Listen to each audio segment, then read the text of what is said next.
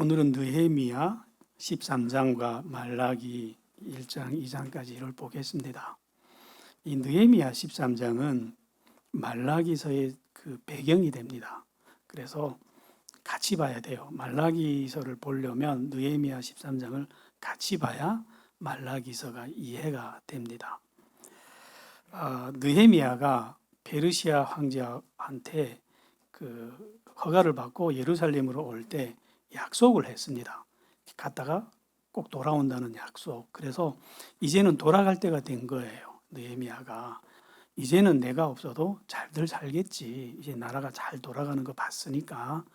그래서 이제 괜찮겠다 이렇게 생각하고 돌아갔어요. 페르시아로. 그렇게 느헤미야가 돌아간 다음에 에스라 선지자가 연세가 많으니까 또 이렇게 돌아가십니다. 그러다 보니까 예루살렘에는 두 명의 지도자가 동시에 사라집니다. 그 전에 이미 그 연세로 보면 앞에 있던 학개 선지자도 다 떠나가셨고요. 수룹바벨, 여호수아 이런 선지자들도 다 이게 떠나간 뒤입니다.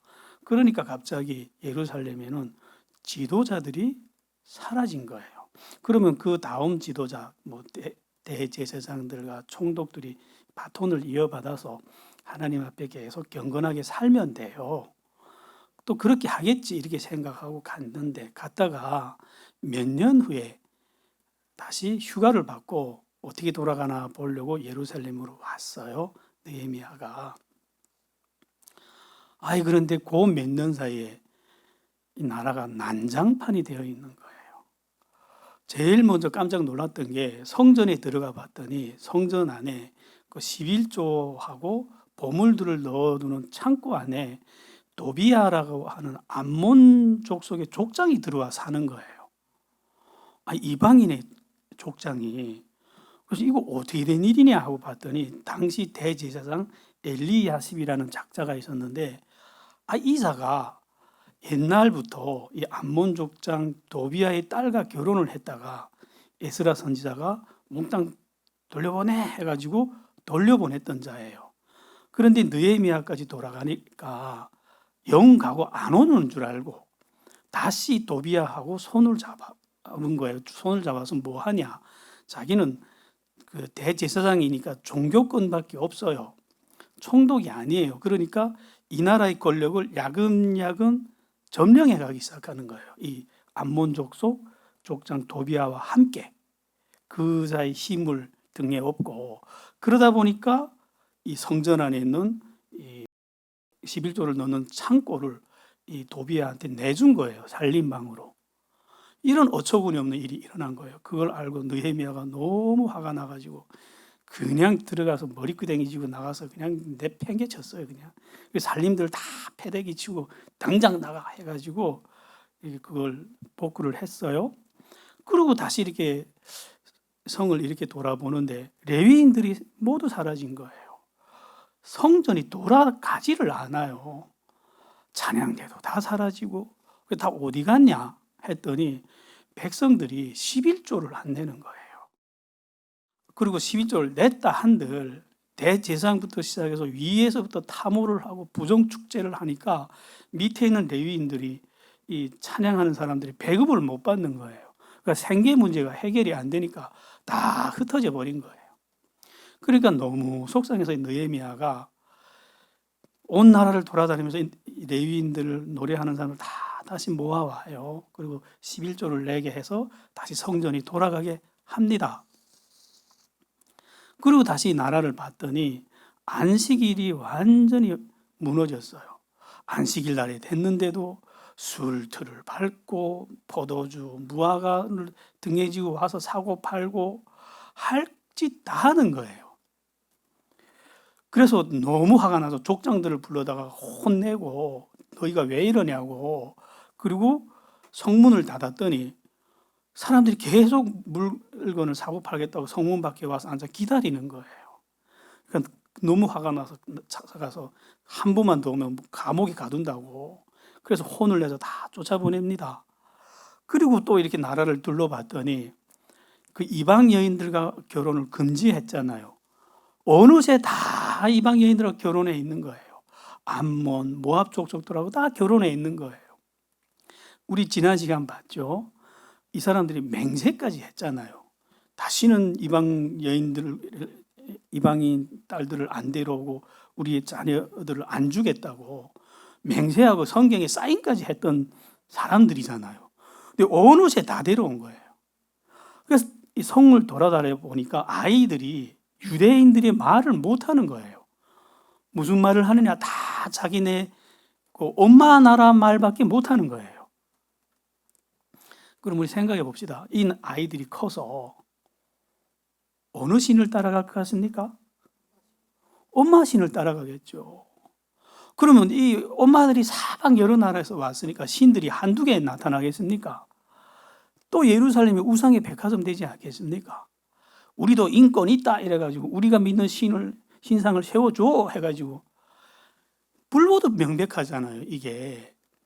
그래서 느헤미야가 너무 화가 나니까 막 애들이 머리를 막 잡아뜯어요. 그리고 이 백성들을 모아놓고 맹세를 시켜요. 너희는 너희 딸들을 저들에게 주지 말고 저희의 딸들을 데려오지 마라. 그리고 맹세해라 내 앞에. 그러니까 이 백성들이 이번에는 느헤미야한테 대들어요. 아니 왜 우리 보고 그러냐고. 대제사장부터 그 짓거리 하는데 왜 우리를 보고 그러냐. 그래서 알아봤더니 이 대제사장 엘리야십이 손자를 결혼시켰는데 세상에 산발랏의 사위가 돼 있는 거예요. 산발랏이 누구냐? 이 유대인들이 그 성전을 건축하고 성벽을 세울 때 그렇게 공격해 왔던 족속의 우두머리예요. 그냥 원수놈이에요, 원수놈. 근데 그 원수하고 사돈지간이 돼 있다고요, 벌써. 그거를 알고 느헤미야가 당장 달려가서 그 여인을 붙잡아다 쫓아보내요, 그냥 다시. 무슨 말이냐면요, 단 몇 년 사이에 나라가 순식간에 타락해 버렸다는 거예요. 여러분, 원래 악했던 사람들이 아니에요. 이 사람들이 70년 동안 포로 생활을 하고 돌아온 사람들이에요.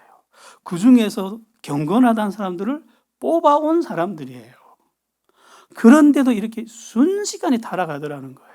지도자가 없으니까. 이 때문에 하나님이 더 이상 기대를 안 해요, 이 민족에게. 그래서 구약을 총결산하는 선지자를 보내요. 마지막으로 마무리하는 선지자. 그분이 말라기 선지자예요. 그래서 말라기 선지자가 와서 이 기록한 책은 한 문장으로 압축하면 무슨 말인가 하면 이런 말이에요. 내가 마지막 날에 엘리야를 보낼게. 그가 와서 아버지의 마음을 자녀에게 돌이키고 자녀의 마음을 아버지에게 돌이킬 텐데 그 사람의 말까지도 안 들으면 내가 저주로 이 땅을 칠 거야. 마지막 경고를 했어요, 하나님이. 이 때문에 말라기를 끝으로 해서 구약 성경은 끝나요. 무슨 말인가 하면요, 아버지가 아들하고 너무 화가 나가지고 이제 한 번만 내 말 안 들으면 때려 죽인다 이러고 앉아 있는 거예요. 그럼 그 사이에 어머니가 끼어들잖아요. 어머니가 자식놈 보고 아버지한테 잘못했다 빌어라. 그리고 아버지한테 가서는 한 번만 용서해 줘라고. 이렇게 그 어머니의 역할을 할 사람을 누가 보내냐? 엘리야를 보내겠다는 거예요. 왜? 유대인들은 엘리야가 죽지 않고 살아서 올라갔다는 걸 알고 있던 아는 민족이잖아요. 그러니까 그 엘리야를 다시 보내겠다면 누구도 믿거든요, 이걸. 살아서 불말 타고 올라갔던 엘리야가 다시 돌아온다면. 그래서 이 경고를 주는 거예요. 이게 말라기예요. 지금 이게 얼마나 기가 막힌 책이냐면 말도 안 되는 책이냐면요. 지금 아브라함부터 시작해서 이 말라기까지 하나님이 이 민족하고 관계를 맺고 역사를 진행한 시간이 1500년이에요. 1500년 동안 하나님하고 같이 살았는데 이 민족이 어떻게 영적으로 발전했습니까? 한국은 70년이 지나니까 인공위성을 쏘아대는 나라까지 발전을 했는데 이 나라는 하나님과 몇 년을 같이 살았다고요? 1500년을 살았는데 한치도 발전을 못하더라는 거예요. 지금 하나님이 이 민족에게 정말 할 수 있는 일은 다 했어요, 이제. 하나도 이루어지지 않는 거예요. 하나님과의 관계가. 지금 하나님이 에스라, 느헤미야 이런 분들을 보냈을 때는 그래도 이 민족이 하나님과 기대를 가지고 신앙생활 잘 했어요. 그런데 이분들이 다 돌아가고 나니까 느헤미야까지 돌아가면 이 나라의 신앙이 어떻게 될까요? 느헤미야가 살아있을 때도 이 모양이었는데 이 느헤미야도 나이가 많아서 죽으면 어떻게 됐을 것 같습니까? 여러분 짐작에는 완전히 그냥 순식간에 허물어진 거죠. 그래서 말라기 선지자가 온 거예요. 그런데 이번에는 그 타락을 했는데 좀 이상하게 타락해요. 옛날에는 우상숭배로 넘어졌어요. 그냥 우리식으로 말하면 막 깡패질을 한 거예요. 이게 바람 피고 깡패질하고 그냥 망나니 짓은 돌아가미 다 했는데 이번에는 그런 건 안 해요. 우상숭배는 절대로 안 해요. 왜? 바벨론 가서 야 우상은 정말 신이 아니라는 걸 제대로 배웠거든요. 그러니까 그건 안 해. 근데 이번에는 형식주의라는 악으로 기울어졌다는 거예요. 그러니까 이전까지는 포로되기 이전까지는 이들이 좌로 넘어졌다면 포로 이후에는 우로 넘어진 거예요. 그럼 형식주의라는 게 뭐냐? 굉장히 익숙한 말이죠. 많이 해봤죠. 여러분들이 많이 해봤죠. 북한에서 우리 김일성 앞에서 형식주의 많이 해봤잖아요. 존경하지도 않으면서 나가서 환영하는 척하고 눈물 흘리는 척하고 그랬잖아요. 형식주의라는 게 뭐냐면 형식 이거 중요합니다. 형식 자체는 나쁜 거 아닙니다. 형식이라는 게요. 그 내용을 담기 위한 그릇을 형식이라 그래요. 그래서 내용을 담으려면 형식이라는 그릇이 있어야 돼요. 우리가 예배를 드릴 때 형식이 있잖아요. 그냥 아무 형식, 요즘 뭐 미국에서는 그런다 하더라고요. 형식 다 깨버리고 그냥 목사님이 와이셔츠 입고 나와서 티셔츠 입고 나와서 청바지 입고 나와서 그냥 말씀만 이래가지고 형식 다 깨버리는 게 유행이라던데 그렇지 않아요. 하나님은 형식도 지키라고 해요. 형식 자체는 악한 거 아니라니까요. 그런데 형식이라는 건 내용을 담기 위한 그릇일 뿐인데 이 내용이 없이 형식만 지키려고 하면 이걸 보고 형식주의라고 합니다. 괜찮죠? 그래서 형식이라도 지키는 게 어디예요? 깡패짓 안 하고 와서 다 예배 자리 와서 앉아만 있어도 이하고 어디예요? 착하죠? 옛날에는 뭐 온갖 나쁜 짓 다 하던 사람들이 주일날이면 앉아서 거룩한 척하고 이렇게 앉아있으면 많이 발전한 거 아니에요? 어느 게 좋을까요? 나 깡패질하는 게 좋을까요? 껍데기만 와서 앉아있는 게 좋을까요? 둘 다 나빠요? 그러면 봅시다. 오늘 어떤 게 더 악한 건지. 말라기 시대 때 유다 백성들이 이랬어요. 완전히 하나님에 대한 경건한 마음, 하나님에 대한 사랑 하나도 없는 거예요. 남은 거는 제사, 예배, 절기 이런 종교적인 행사밖에 안 남은 거예요. 시내산 율법의 핵심 정신은 하나님을 사랑하고 이웃을 사랑하라는 거잖아요. 근데 이 사랑이라는 정신은 한 개도 없고 껍데기만 남은 거예요. 그러니까 어떤 일이 일어났냐면 모든 것이 귀찮아지기 시작했어요. 모든 것이 귀찮고 번패스럽고 이거 왜 해야 되냐? 우리가 해봤잖아요. 북한에서 김일성 명절만 끝나면 무슨 행사가 그리 많은지 충성에 결의돼 이래가지고 하나도 충성스럽지 않은데 나가서 눈물 흘리는 척도 해야 되고 뜨거운 척도 해야 되고 해봤잖아요. 우리가 그거. 근데 하나님 앞에서도 그때 하던 대로 이렇게 할 수도 있다는 거예요. 우리가 이렇게 하나님이 드리는 이 행사를 귀찮아하면서도요, 또 뭘 기다리기 시작했냐면 이 백성들이 학개 선지자가 와서 이런 예언을 했어요. 학개에서 2장 6절에 보면 이런 내용이 있어요. 이 백성들이 처음에 솔로몬 성전을 봤던 백성들이 수르바벨 성전이 일어나는 거 보니까 너무 초라해가지고 막 울어요. 그걸 하나님이 기억하시고 위로하고 격려하려고 이런 말씀을 주셨거든요. 내가 조금만 있으면 천하 만민을 격동시킬 거야. 천하만국의 보배들이 이 성전으로 쏟아져 들어올 거야. 이전의 나중 영광이 이전 영광보다 훨씬 크게 될 거야. 기억나죠? 이런 예언을, 축복을 예고해 주셨단 말이죠. 이걸 기다리는 거예요. 근데 아무리 기다려도 이 예언이 임하지 않았다는 거예요.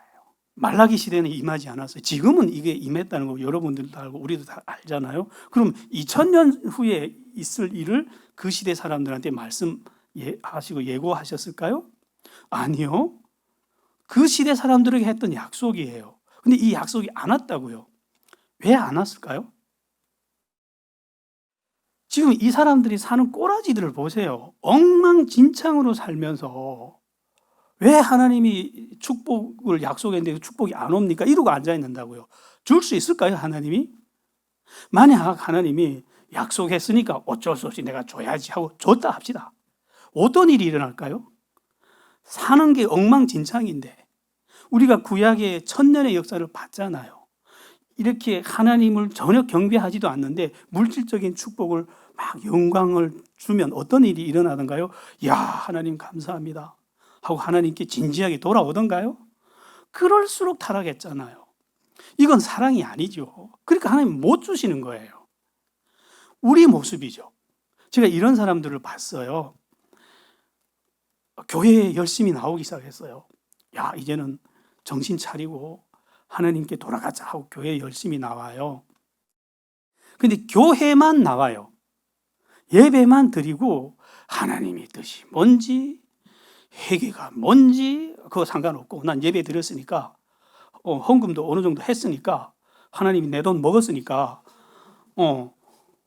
이제는 그 성경에 약속한 축복들을 줘야지 하고 기다리는데 안 오는 거예요. 그런 사람들 많이 봤어요. 왜 하나님이 약속해놓고 안 주냐고. 나 11조도 했고 감사헌금도 했고 왜 주일날이면 산에 갈 것도 안 가고 착하게 와서 예배도 드렸다고. 왜 안 주죠? 우리는 이런 잘못 배운 게 있어요. 무조건적인 은혜. 그러니까 줘야죠. 하나님은 약속했으니까 어쩔 수 없이. 여러분, 무조건적인 은혜 아닙니다. 그 신학자들이 만들어낸 말이에요. 무조건적인 은혜는 어디까지냐면요. 복음. 예수 믿는 복음은 얼마나 무차별적으로 다 주냐면요. 감옥에 있는 살인자들한테까지 줍니다. 너 이거 믿어. 그럼 너 살 수 있어. 대학교 교수부터 시작해서 절에 있는 스님, 감옥에 있는 살인자, 뭐 사기꾼, 무차별적으로 다 줍니다. 그거야말로 무조건적인 은혜입니다. 그래서 너 이거 믿어? 그러면 너를 내 자녀로 받아줄게. 그래서 이 복음을 믿어서 하나님께 나왔어요. 그 다음부터는 하나님의 뜻이 뭔지, 자녀로서 이제부터 내가 어떻게 살아야 되는지 그런 것들을 차근차근 배워서 하나님께 가까이 나와야 되는데 거기까지만 나오는 거예요. 그리고는 하나님도 관심 없고 거룩한 생활이 뭔지 관심 없고 그냥 보험금 내듯이 돈을 일정 금액 냈으니까 복 줘야죠. 이러고 앉아 기다리는 거예요. 줄 수 있을까요? 살아가는 건 여전히 옛날 모습 그대로인데 전혀 구별되지 않았는데 감옥에서 사는 삶이나 교회에 와서 하는 삶이나 똑같은데 똑같은 거예요. 우리 그때 우리는 2000년이 지났으니까 지금은 대학교 다 졸업하고 성경 공부하니까 굉장히 앞서 있는 것처럼 보이죠. 영적으로 보면요 똑같습니다. 그러니까 그 시대 사람들은 이렇게 생각한 거예요. 야, 말짱 헛거다. 괜히 그 경건하다고 금식하고 슬퍼할 이유 없다. 아무 유익이 없어. 경건은 아무 유익이 없어. 이러고 다시 마구마구 살아가는 거예요. 이런 사람들 많죠, 우리 주변에. 신앙생활 좀 하다가 약속이 자기가 일이 하나도 풀리지 않으니까 쓸데없네? 신앙생활에도 다 쓸데없네 이러고 다시 세상으로 돌아가는 사람들. 여러분, 축복은요 공짜 아닙니다. 구원은 공짜예요. 그건 우리가 대가를 지불할 수 없기 때문에. 돈으로 계산 못해요, 그거는. 그건 공짜로 줍니다. 그러나 축복부터는 우리가 하나님 앞에서 한 것만큼이에요. 그러니까 이 당시 그 유대인들은요, 신앙생활이 완전히 나태해져가지고 11조도 안 내고, 가져와도 대충 가져오고, 다 기떨어진 거, 병든 거, 썩은 거, 이런 거 가져오고. 그러니까 레위인들이 먹고 살 길이 없어진 거예요. 그러니까 배고프니까 레위인들이 도둑질을 하기 시작합니다. 그리고 백성들이 제사 드리는 거 보니까 제사장들이 모가지 자르고 꼬랑지 자르고 앞뒤 다리 다 자르고 그 몸뚱이만 사지를 잘라서 불에 태워 드리는 거 봤단 말이죠. 그러니까 뭐 우리가 드리는 거 하나님이 뭐 잡수나? 어차피 불에 태워 드리는 거 병든 거 가져오면 어떻고, 눈먼 거 가져오면 어떻고, 썩은 거 가져오면 어떻고, 이러고 가족이 시작했다는 거예요. 이러면서 제사를 지내기 시작했다는 거예요. 하나님이 이거 견디지를 못해요. 하나님이. 지금 하나님이요, 모세 때부터 지금 말라기까지 1000년의 역사입니다. 1000년 동안 지금 하나님이요, 이제는 안 해본 것이 없어요. 선지자들을 줄을 세워서 보냈는데 그때마다 때려 죽이고, 안 되고 안 되니까 재앙을 보내고 가뭄을 보내고 기아를 보내고, 그래서 어떤 때는 아기를 막 삶아 먹게 했는데도 말을 안 들으니까 결국 나라를 다 뒤집어서 없애버리잖아요. 다 깨끗이 멸망시키고 바벨론이라는 그 무서운 나라에 데려가서 70년을 포로로 살다가 데려와놓고 다시 나라를 만드는데, 이 민족이 얼마나 신용이 없는지 보세요. 떠나갈 때 돈을 왕창 가지고 갔어요. 근데 가지고 가면 까먹어. 이걸로 성전 지어라 했는데 성전 짓지도 않고 다 지들이 해먹었어. 그럼 돈이 부족하면 또 스룹바벨을 보내서 또 돈을 해주고, 부족하면 느헤미야를 보내서 또 돈 해주고, 그리고도 이렇게 이들이 힘 빠져가지고 낙심하면 학개, 스가랴 이런 선지자들 보내서 또 위로하고 격려하고, 하나님은 정말 성심성의껏 다 해서 다시 나라를 만들어줬습니다. 그랬는데 곧바로 이렇게 또 타락한 거예요. 이번에는 형식주의로 아주 이상하게 타락을 해버린 거예요. 비유로 하면 이래요, 여러분. 그 맨날 밖에 나가서 다른 남자하고 돌아다니던 아내를 1000년을 두들겨 패가지고 집에 앉혀놨어. 그래도 전능한 하나님이니까 여기까지 한 거예요. 그래서 이제 밖에 나가진 않아. 바람은 안 피우는데 집에 앉아서 쌩하고 얼음처럼 앉아서 남편이 직장 나갔다 오면 개를 줘도 안 먹을 밥을 해놓고는 먹으려면 먹고 말라면 마셔 이거 앉아있는. 그리고 지는 하루 종일 드라마나 보고 앉아있고. 실제로 그랬어요. 이스라엘 백성들이 제사를 드리는데 저는 거, 병든 거, 눈먼 거 이런 거 들고 왔다. 그래서 진짜 총독에게 갖다 줘도 내던져질 짐승들을 하나님 보고 먹으라고 가져온 거예요. 그리고 남편 보고 나 할 거 다 했으니까 월급 내놔 이러는 것처럼 하나님 보고 복 주세요 이러고 앉아있단 말이에요. 어느 게 더 어려울 것 같아요? 밖에 나가 바람 피우는 게 어려울 것 같아요? 집안에 앉아서 이렇게 쌩하고 앉아있는 아내를 대하는 게 더 어려울 것 같아요? 나는 둘 다 못 겪어봐서 모르겠어요. 이거 어느 게 힘든지.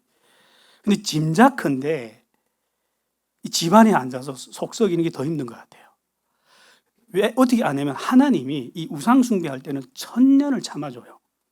근데 형식주의로 딱 뒤집어지니까 말라기까지 대하라고 하면 그냥 버려요. 그냥 집 떠나버려요, 하나님이.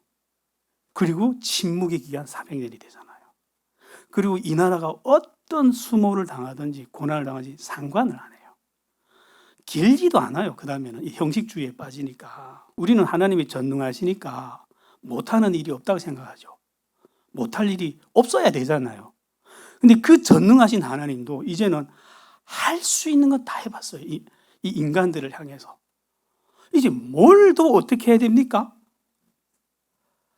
그래도 이렇게 포로되기 이전에는 하나님의 말씀을 못 들어서 그러려니 해가지고 이제는 포로 이후에는 성경까지 만들어줬습니다.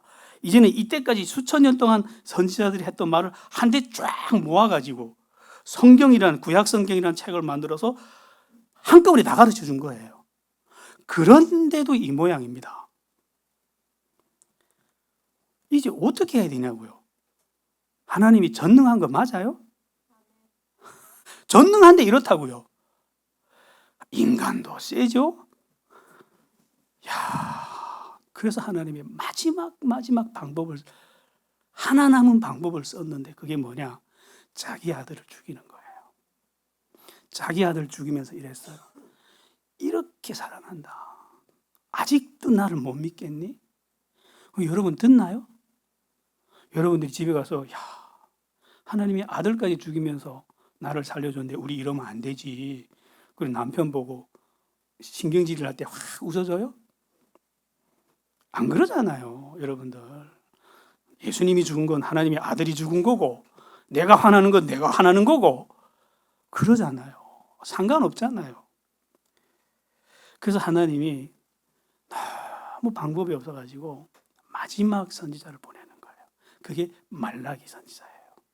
그래서 말라기 선지자를 보내서 7번의 대화를 시도합니다. 근데 이 마누라라는 여자가 이제 집 밖으로 뛰쳐나가진 않았으니까 대화는 해요. 옛날 같으면 선지자가 와서 이렇게 말을 하면 죽였거든요. 때려 죽였거든요. 근데 이번에는 그러지는 않아요. 들어요. 대화를 하는데 꼬박꼬박 말대꾸를 합니다. 눈 똑바로 떠가지고 한마디 하면 한마디 말대꾸하고 한마디 하면 한마디 말대꾸하고. 어떤 게 더 악합니까? 해 죽이는 게 악합니까? 꼬박꼬박 대드는 게 더 악합니까? 저는 제 자녀가 이런 그 꼴을 못 봐줘요. 그래서 한번 있는 대로 성질 냈더니 뭐 경찰이 온다네요. 그러면 이제는 이게 말라기입니다. 이런 배경에서 우리가 말라기를 봅시다. 1장 들어갈게요. 이 하나님이 대목지 않은 아내를 앉혀놓고 절절하게 한마디 해요. 내가 너희를 사랑했노라. 이게요 1000년짜리 말씀이에요. 100년을 사랑하고 내가 너를 사랑했다 이런 게 아니고 몇 년을요? 1000년을 사랑하고 내가 널 사랑했어. 근데 너 왜 이러니 나한테? 내가 도대체 뭘 잘못했니? 어째 나한테 이렇게 하냐? 이렇게 하는 말씀이에요. 그랬더니 이스라엘 백성들이 뭐라고 대꾸했냐면 하나님이 언제 우리를 사랑했는데요? 이게 무슨 말인가 하면요 1000년의 역사를 돌아보니까 자기네들은 얻어맞은 기억밖에 없대요. 맞아요. 에스라 선지자가 와서 가르친 게 이거거든요. 1000년 동안 우리가 얻어맞았는데 저주와 재앙과 멸시와 멸망을 당했는데 왜 당했냐? 우리 조상들이 하도 미친 짓들을 하니까 그 악독한 범죄들을 하니까 이렇게 얻어맞았다고 이렇게 가르쳤더니 그 자기들이 범죄한 건 쏙 빼고 얻어맞은 것만 들고 나오는 거예요. 뭘 사랑했다고 그러냐고. 이렇게 발랑 뒤집힌 거예요, 여러분. 여러분들도 겪어봤죠? 이렇게 사람이 발랑 뒤집히는 거. 손바닥 뒤집듯이. 더 이상 말이 통해요? 이럴 때는? 대화가 안 되는 거예요, 이거. 어떤 경우에 이렇게 되냐면 귀신 들렸을 때 이렇게 됩니다. 마귀가 이 백성에게 얼마나 충만하게 임했는지 보이죠. 그 명백한 진리를 그렇게 뒤집어 놓습니다. 우리는 당한 것밖에 없다고. 그래서 하나님이 설명해줘요. 자기가 어떻게 사랑했는지. 그래서 이래요, 하나님이. 야, 에서가 형 아니냐. 내가 사람을 선택해야 된다면 당연히 마지인 에서를 선택해야 됐어. 그러나 나는 야곱을 선택했어. 왜? 너희들에 대한 내 사랑을 증명하느라고. 봐요. 우리가 창세기를 읽어봐서 알잖아요. 야곱하고 에서를 비교해 놓으면 여러분 같으면 누구를 선택하겠습니까? 누가 봐도 에서죠. 야곱 이 양아치 같은 놈. 에서 얼마나 사내 대장부 같아요, 이거.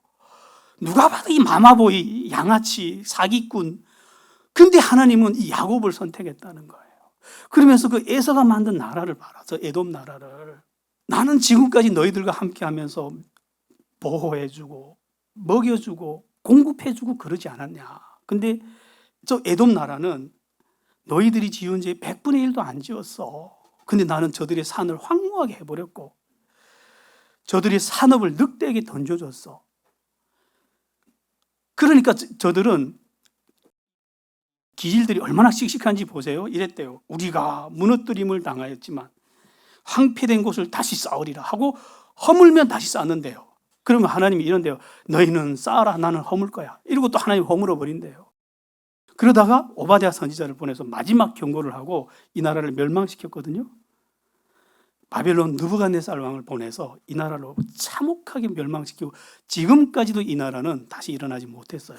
그 에서가 살던 나라 에돔 지역은 지금도 관광지는 되지만 사람이 들어가 못 살아요. 그래서 너희도 내가 이 에돔 나라를 멸망시켰다는 걸 알고 이렇게 말하지 않았냐.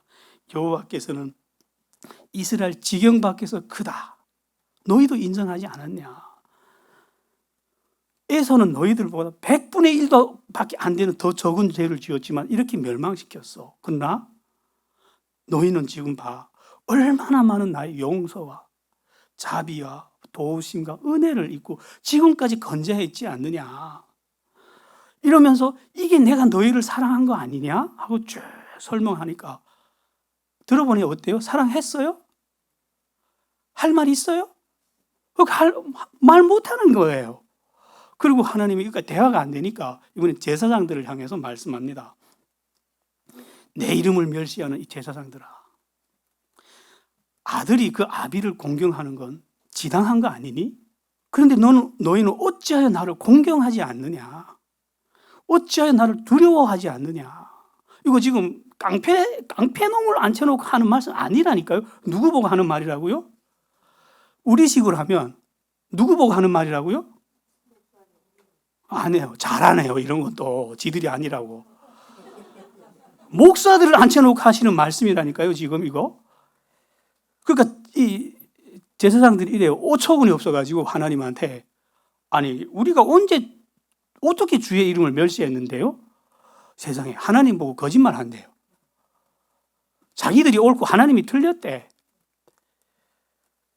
야, 이거 왕 앞에서도 이렇게 말 못합니다, 여러분. 왕 앞에서 이렇게 말하면 어떻게 되죠? 죽어요. 북한에서 이랬다가 그냥 다음 날이면 없어져요. 그냥 정치범 수용소로 끌어갔을걸요. 하나님이니까 지금 두려워합니까, 이 사람들이? 하나님이 그러잖아요. 어찌하여 너희가 나를 두려워하지 않느냐. 진짜로 안 두려워하잖아요. 정말 하나님이 공의롭기만 하고요, 사랑이 없다면 그 자리에서 죽습니다, 이 사람들. 근데 하나님이 또 설명을 해요. 정말 하나님의 인내는 끝이 없죠. 설명을 이렇게 해요. 너희가 더러운 떡을 내 상에 드리지 않았냐. 이게 무슨 말씀인가 하면요, 그 성전 안에 들어가면 그 떡상이 있어요. 거기에 이스라엘 12지파를 대표해서 12개의 떡을 늘 올려놔요. 일주일에 한 번씩 갈아 놓는데 이 떡은요, 정말 고운 가루, 정말 최상급 가루로 만들어서 올려드리는 게 법이에요. 근데 이 사람들이 이런 건 대충 해서 올려놔도 돼. 이러고 썩은 가루로 올려놨대요. 그리고 이 사람들이 이렇게 말을 했대요. 주의 상은 멸시할 만하다. 너희가 이렇게 말하지 않았냐. 눈먼 것, 저는 것, 병든 것, 이런 것들을 가지고 제사 드리지 않았냐. 야, 이런 건 너희 총독한테 가져가 봐라. 이거 받고 기뻐서 너희를 용서해 주겠냐? 총독도 이런 거 안 받을 거다. 이래놓고는 나한테 나와서 하나님이여 우리에게 은혜를 내려주시옵소서 하고 기도하는데 내가 누구의 기도를 들어야 되겠니? 그리고 너희는 말하기를 여호와의 상은 더럽고 그 위에 있는 과실들과 식물들은 경멸히 여길 것이라.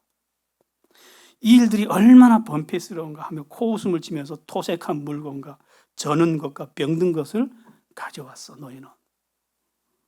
너희는 화목제를 드리면서도, 화목제라는 게 왜 드리죠? 하나님하고 화해하려고 드리는 거잖아요.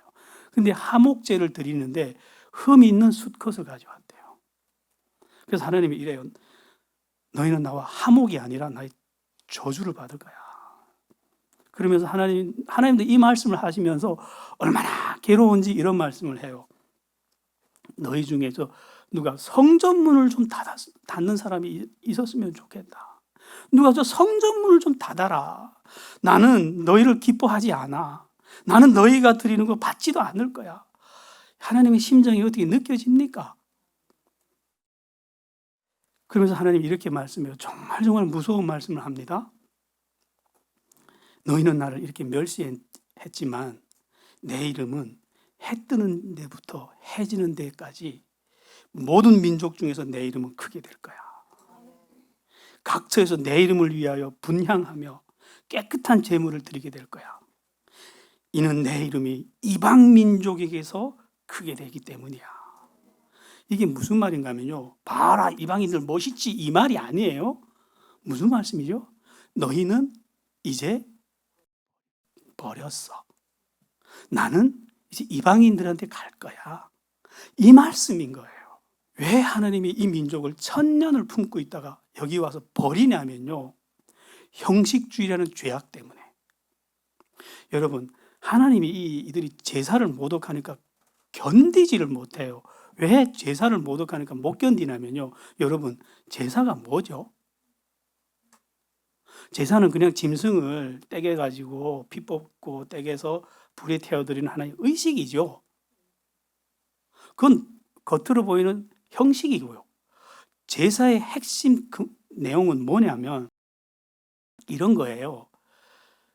인간이 죄를 지으면 하나님 앞에 설 수가 없습니다. 같이 살 수가 없어요. 이 죽어 마땅한 인간을 죽이고 싶지 않은 거예요, 하나님이. 그래서 살리고 싶은데 이 죄 문제를 해결해야 되잖아요. 그래서 이 인간 대신에 재물을 죽이겠다는 거예요. 그래서 너 대신 재물을 죽이고 대신 너는 살려줄게. 근데 이 재물이 누구냐? 자기 아들인 거예요, 하나님 입장에서는. 그래서 이 제사에는요, 한없는 하나님의 용서와 자비와 사랑, 이 모든 것이 압축되어 있는 게 제사라는 그 행사입니다. 형식입니다. 근데 이거를 모독했다? 이거는 진짜 하나님을 제대로 모욕하는 겁니다, 이거. 그러니까 하나님이 견디지를 못하는 거예요. 그래서 이 민족을 버리는 거예요. 여러분, 형식주의, 지금도 형식주의는요, 만연합니다. 우상숭배가 나쁠까요? 형식주의가 더 나쁠까요? 형식주의가 더 나빠요.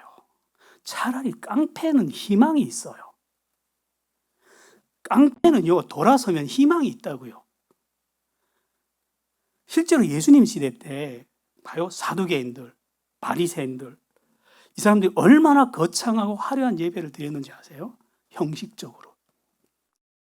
그랬는데 진짜 그 메시아가 왔어요. 구원자가 왔어요. 자기네 제사를 드리고, 제사는 그림자였거든요. 그림자의 실체가 왔다고요. 근데 못 알아봅니다. 근데 누가 이분을 알아보는지 아세요? 세리와 죄인들이. 세리와 죄인들은 이분을 알아보고 이분한테 나와서 다 제사함을 받고 용서받고 그 나라에 들어가는데, 이 형식적인 예배를 드리던 사람들은 이 구원자로 오신 예수님을 알아보지 못하고 그분을 십자가에 달아 죽입니다. 오늘날도 똑같아요. 차라리 교회 안에 앉아서 형식적으로 예배 드린 사람 기대 안 합니다, 하나님. 차라리 밖에 나가서 바람 피우고 남을 뺏어 먹는 깡패한테 기대를 해요. 왜? 그런 사람들은 돌이키면 확실하거든요. 근데 이게 하나님 앞에 와서도 알면서도 다 껍데기만 나와서 이렇게 경건한 척하고 앉아있는 사람들, 이 사람들 깨우기가 얼마나 힘든지 아세요? 여러분, 잠자는 사람은 깨울 수 있어요. 근데 자는 척하는 사람은 깨울 수 있어요? 못 깨웁니다, 그거. 이게 형식주의예요, 여러분. 근데 오늘날 그래도 되는 줄 알잖아요. 예배만 거창하고 화려하게 드리고 헌금만 어느 정도 보험금 내듯이 면죄부를 사듯이 그냥 교회에 와서 어느 정도 하고 그러면 내 앞길에 하나님이 보호해 줄 거야. 죽으면 날 천국 데려갈 거야. 아니요, 그런 일 안 일어납니다. 껍데기 몸만 나온 사람은 천국 못 들어가요. 하나님은 마음을 원하셔요. 마음으로 돌이켜 나오기를 원하신다고요. 그래서 형식주의는요, 외면적인 종교생활, 외면적인 신앙생활은요, 자기도 죽고 그 행사로 따라가는 사람도 죽이는 영적인 도약입니다. 마귀가요, 한 인간이 범죄하는 인생에서 돌이켜서 하나님께로 나오면 그 다음에 이 인간을 데려가는 또 다른 함정이 바로 형식주의예요. 또 다른 함정입니다. 그래서 신명기에 보면 하나님이 이렇게 기록했어요. 너희는 좌로나 우로나 치우치지 말고 바르게, 하나님의 말씀을 바르게 걸어가라고, 정도로 걸어가라고. 그런데 이 형식주의는요, 처음 신앙생활 하는 사람들에게는 정말 근사해 보인다는 거예요. 화려해 보인다는 거예요. 그리고 경건해 보여요. 그러나 이는 우상숭배보다 더 악한 범죄라는 거예요. 어디로 가겠습니까? 거창하고 화려한데 하나님 말씀은 없는 예배. 아니면 사람이 20명, 한 20, 30명이 모였지만 작지만 그냥 하나님 말씀 가운데 놓고 그 말씀 가지고 기뻐하고 슬퍼하면서 진지하게 그 하나님의 길을 가는 사람들 어디로 가겠습니까? 선택은 여러분들이 하는 겁니다. 그리고 김일성 앞에서 우리가 행사를 치르듯이 껍데기로만 나올 건지 마음으로 돌이켜서 하나님께 나올 건지는 그건 누가 하는 일이라고요? 그건 여러분들이 결정하는 겁니다. 기도할게요. 하나님은 마음을 원하십니다. 우리가 가진 재물이 탐나서 헌금을 원하시는 것도 아니고 화려한 예배, 거창한 예식을 원하는 것도 아닙니다. 진실된 마음, 돌이킨 마음, 통회하는 마음으로 하나님께 나와서 진지하게 하나님의 말씀을 배우고 그 말씀대로 사는 사람들을 원합니다. 우리가 그런 사람들이 되게 하여 주십시오. 예수님 이름으로 기도했습니다.